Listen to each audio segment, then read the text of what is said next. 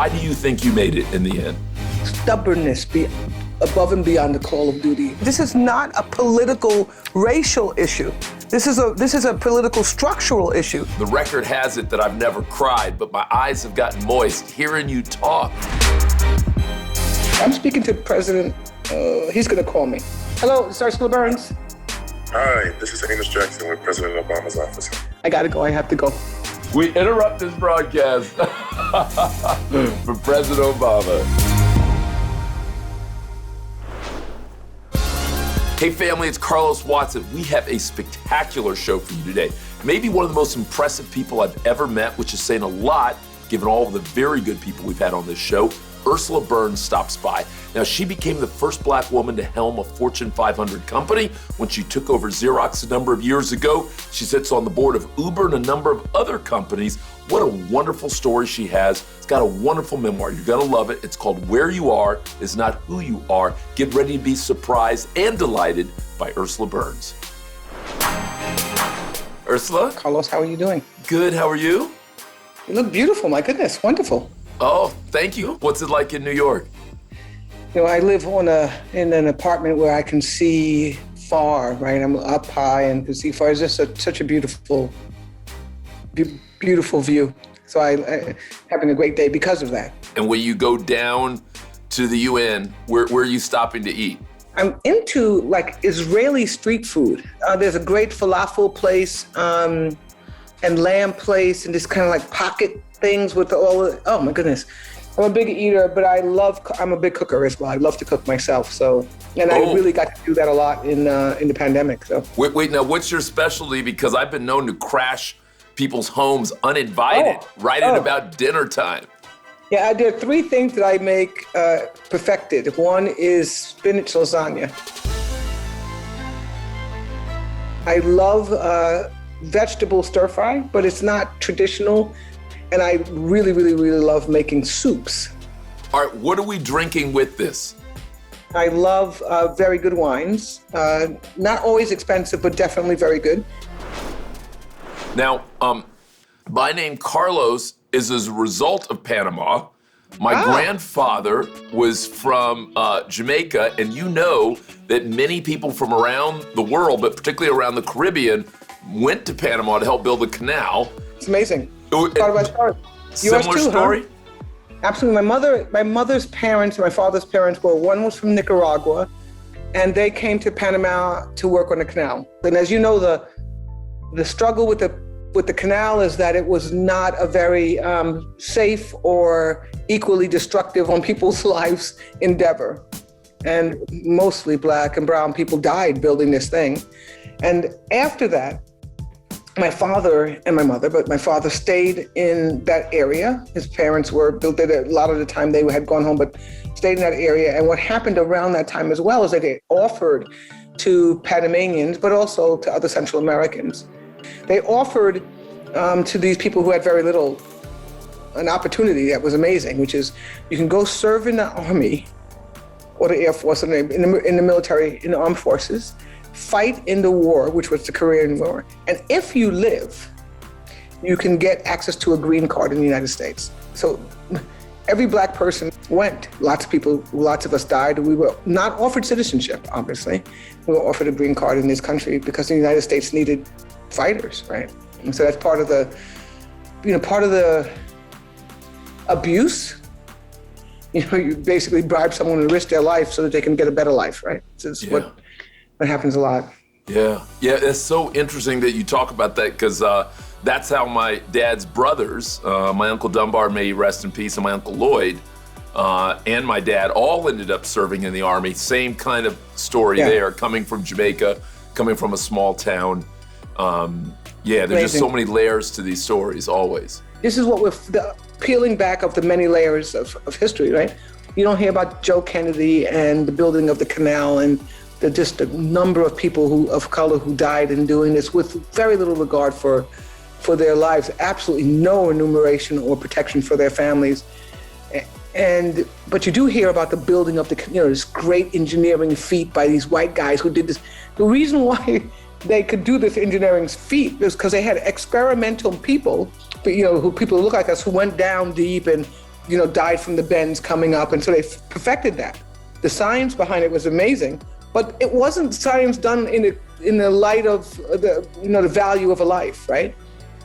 There's so much that you learn later that kind of taints the story from a admiration perspective, but also makes people like me and you and proud that this wasn't all these white guys going off and doing, no, we were actually core, central, and fundamentally required to the success.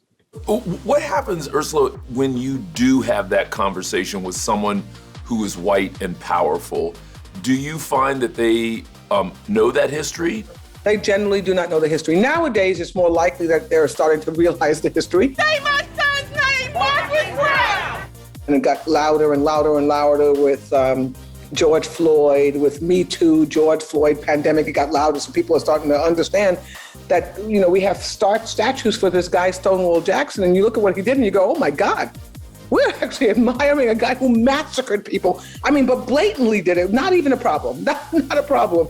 And maybe you need to have a statue for him, but maybe it's important that you explain the context for the statue. It is also not surprising that we have a little bit of momentum behind this retelling, a correct telling of history. It's like the Tulsa story. I knew about the Tulsa story. My kids knew about the Tulsa story. Most Black people had no idea about the Tulsa story, none. And well, I get that. White people actually didn't have any idea at all. As many as 300 people were killed and 8,000 were left homeless as the once thriving, self-sufficient Black community of Greenwood, also known as Black Wall Street, was reduced to ashes. To that level of achievement, that level of equality that they had gotten to, be literally having that happen, and just about everybody was Black. The customers were Black, the business owners were Black, the banks were Black. Only reason why this thing was destroyed and 300 and something people killed was that there were some white people who didn't think they were worthy of that. It's the George Floyd thing. One of the boards I'm on, one of the guys said, European guy, he said, well, I heard he was a criminal. And I said, interesting, that's your thought process around this event, the way that people around the world see us is a group of people that must be controlled. Police is not here to protect and serve. That's not what they're here for us. For us, it's social control. We need to be kept in our place. Veterans for! Black Lives Matter! Veterans for! Black Lives Matter! Everything about it, Carlos, is wrong, and we actually are still having conversations about it that we start the conversations with, there must be a reason. These people act this way, and that's the reason why these other people respond this way. And it's just so crushingly disturbing sometimes. Vernon Jordan used to say to me, stop complaining, just get on with it. Because I call him, he would say to me all the time, stop your bitch and just move on. Stop your complaining, just move on. But what he meant is that, it's bad. It's bad out there. Nobody has done more for the Black community than Donald Trump, with the exception of Abraham Lincoln, possible exception. He told us who he was. Why are we surprised that he's acting that way? This is the president. So the reason why I'm surprised is that it was not him. It was 70-something million Americans who voted for him. Because if you voted for this man, particularly the second time, what you said is, I am willing to take this unbelievably bad behavior in certain areas. I'm willing to accept that. Easy for them to accept it, it's not happening to them, so that I can get a couple of more pennies or dollars in my pocket. That was a stunning statement to me. You are so lucky I'm president, that's all I can tell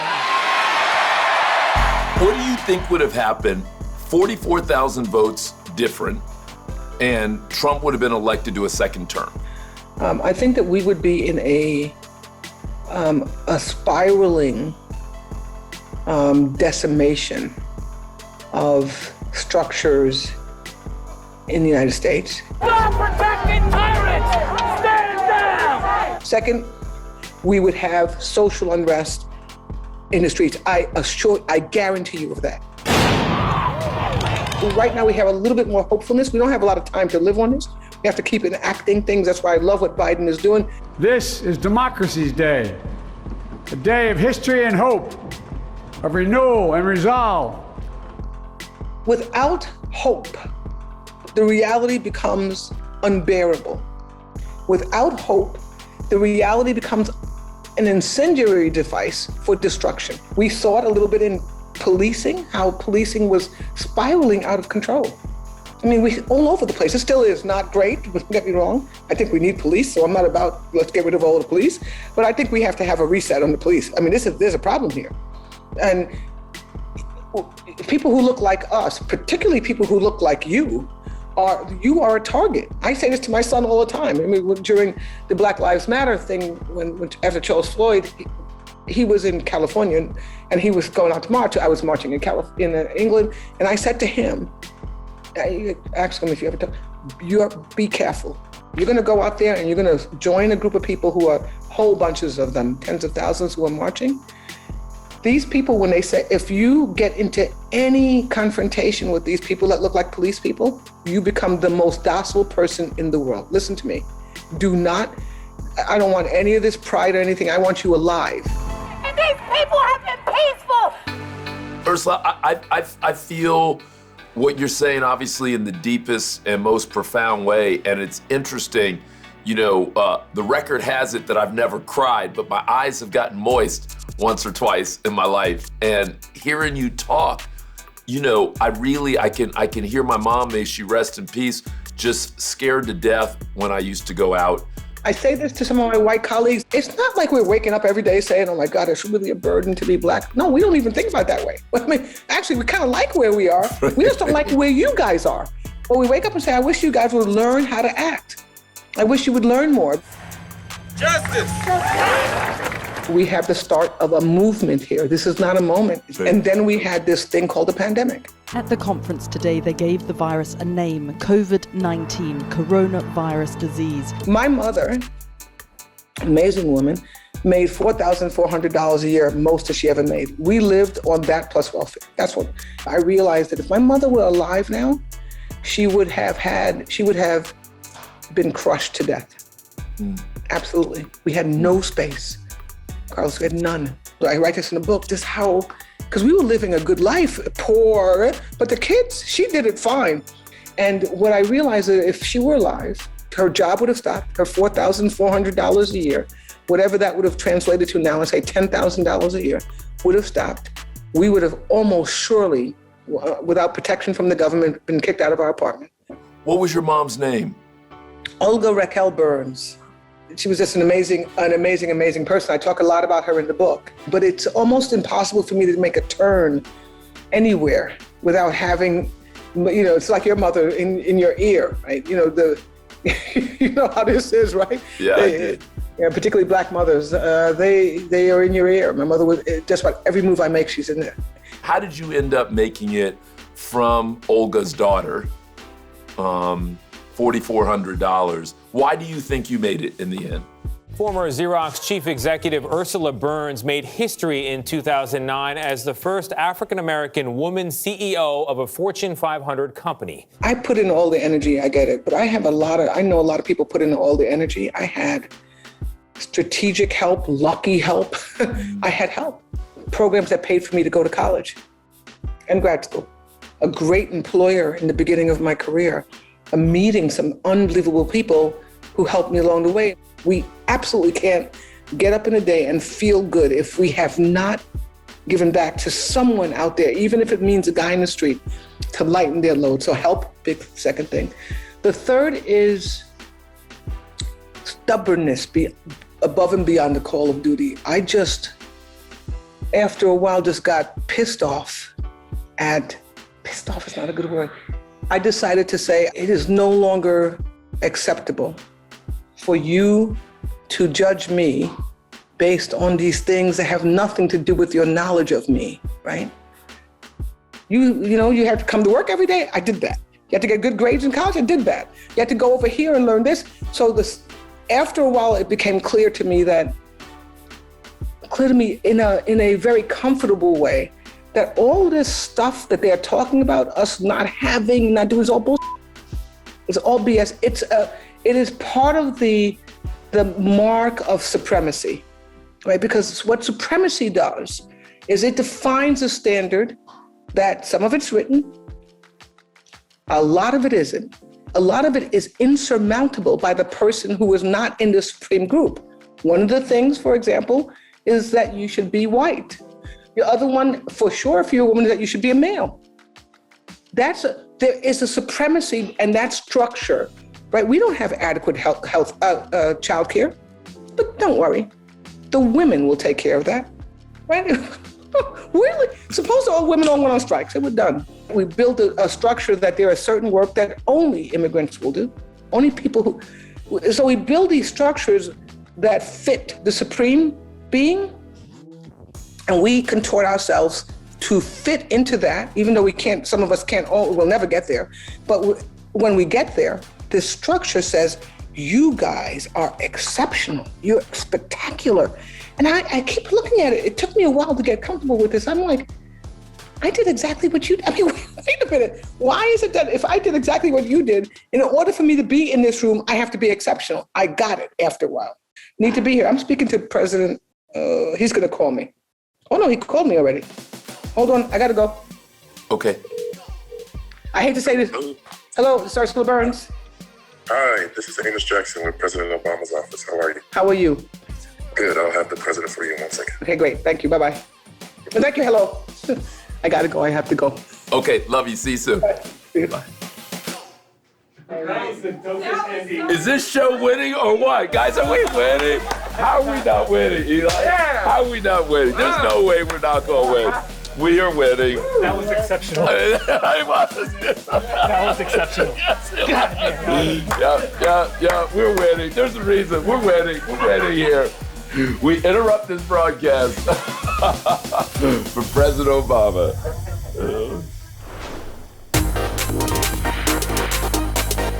Come on down.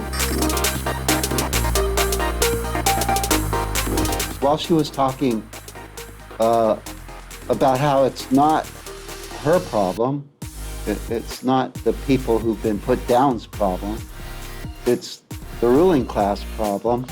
I'm reminded of a quote from Mahatma Gandhi when he came out of one of his walkabouts, and the Western press said, "So, what do you think about Western civilization?" He said, "I think it would be a good idea." Game recognized game. That's good. I like that. That's a great one. She felt like family. She was very frank, straight to the point, all in your face. This is how I feel that this is and this ain't. Okay? Yeah. And I say Ursula for president. Right. You know what? I wanted to go there with her because she was just, she was bringing it without hesitation. Yeah. The fact that she got a call from President Obama was just like everything. Like, I'm just still so high from that. But I loved her point of views. I think that she's a very important person, and I hope that, you know, she sticks around and continue to do what she does. Yeah. I have a feeling she will. You could feel that. You could feel that fire. Mm-hmm. Yeah, we need her. Yeah. And her food. And her food, too. I liked her food game. Hey, that was hot, wasn't that? How many shows get interrupted by Obama? That's all kinds of fire. That's what we're talking about on the Carlos Watson Show. Hey, I've been a big fan of Ursula Burns for a long time. If you're like me, that conversation just now reminded you what a special human being, what a thoughtful person, what a person we need in leadership, in public leadership. How lucky would we be if that was the case? Maybe one president handing off to a future president. You never know. All right, that's our show for today. Thank you very much for watching. If you are enjoying it, be sure to like and subscribe and try out the podcast. Be safe, be well. I'll see you on the other side.